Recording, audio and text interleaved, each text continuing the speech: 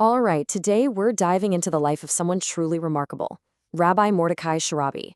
He was one of the 20th century's most revered mystics, a master Kabbalist, whose life was so filled with piety and wisdom, the stories about him, well, they sound like they're from another world.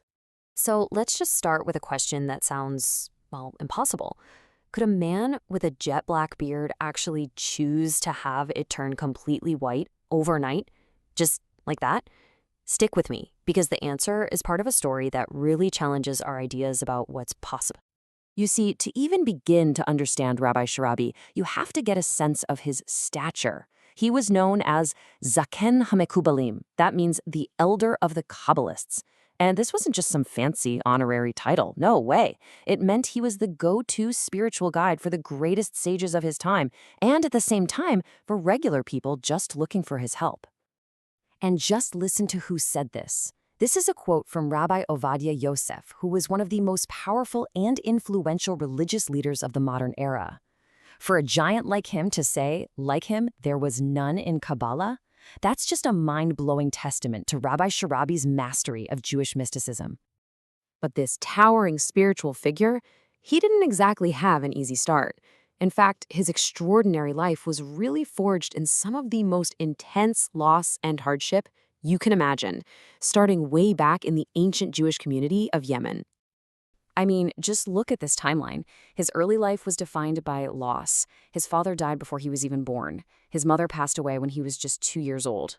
He's raised by his grandfather. And on top of all that, they're living under the constant threat of something called the Orphan's Decree, a terrifying law that meant he could be taken away and forcibly converted at any moment. This is the fire that forged the incredible discipline that would define his entire life, long before he finally made it to Jerusalem in 1932. So what's with this number, 60? This is the key to understanding how his mind worked. As a kid, every single lesson he learned, he would review it 60 times. 60. Not 5, not 10, 60. This wasn't just about being smart. This was a level of superhuman dedication that started from his earliest days. And that incredible intensity, it carried right over into his spiritual life. I mean, his self-discipline and his ascetic practices were the very engine that fueled what so many people described as his supernatural abilities. His daily routine was, well, it was something else. It said he slept for just 20 minutes a night. Then he'd get up for the midnight prayers known as Tikkun Shatzot. After that, he'd study mystical texts all the way until sunrise.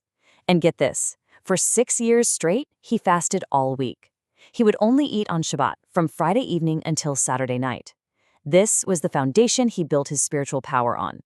You know, when he came to Israel, he changed his name to Sharabi, and that wasn't random. It was a mission statement. Sharabi is an acronym for a Hebrew phrase that means great peace upon the children of Israel. His entire life was literally dedicated to that prayer. And here we go again, another unbelievable statement from Rabbi Ovadia Yosef. To say someone knows the entire Talmud, plus its major commentaries by heart, it's hard to even wrap your head around that. We're talking about a massive library of complex legal arguments and stories. It shows that his mystical knowledge wasn't just floating in thin air. It was built on an absolute rock-solid mastery of traditional scholarship. So, all of this mastery, this intense piety, it led to countless stories about his miraculous abilities. You see, in Jewish tradition, there's this idea that a tzaddik, a truly righteous person, can make a decree, and God basically makes it happen. The stories around Rabbi Sharabi are like the textbook examples of this belief in action. So picture this. It's the 1948 War of Independence. A man is stuck in besieged Jerusalem, and he's frantic with worry about his family in Tel Aviv. He has no way to contact them. He goes to Rabbi Sharabi, who just tells him to look into a simple basin of water. And as the man stares, his own reflection fades, and suddenly he's seeing a live image of his wife and kids, totally safe and sound in their home in Tel Aviv. Or how about this one? There's a story about a young guy who comes speeding past the rabbi on a motorcycle on Shabbat, the day of rest. Instantly, his engine just dies. He can't get it to restart for anything. The rabbi calmly walks over and tells him, the motorcycle is observing the Sabbath. And sure enough, the very moment Shabbat ended, the engine roared back to life. That young man, as you can imagine, became a devoted student. Then there's the story of the soldier who was suffering from a terrible stomach ulcer. I mean, it was bad, bleeding, painful, and doctors were saying he needed risky surgery. The soldier went to Rabbi Sharabi, who gave him the simplest advice. For 3 days, eat nothing but bananas. The soldier did it, and to the complete and utter astonishment of his doctors, he was totally healed.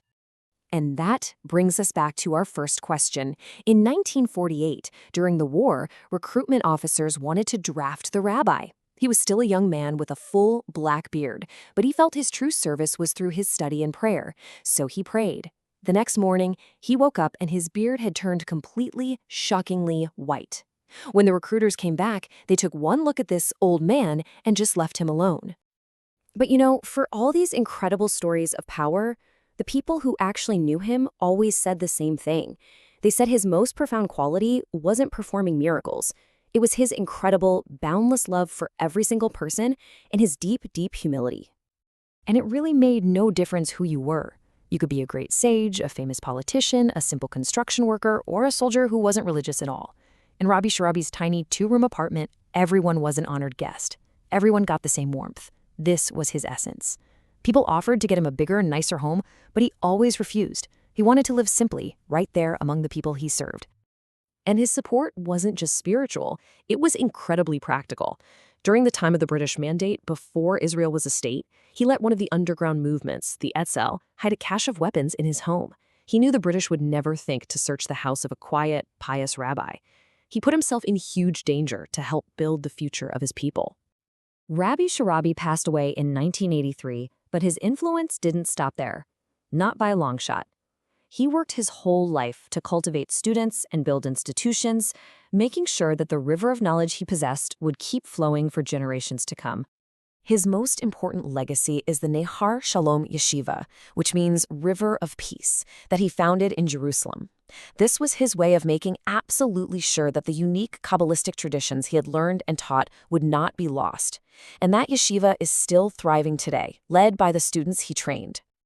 And just look at the lists of some of his students. We're talking about a who's who of the next generation of spiritual leaders. The rabbi of the Western Wall, multiple chief rabbis of Israel, the head of the entire Belz Hasidic dynasty.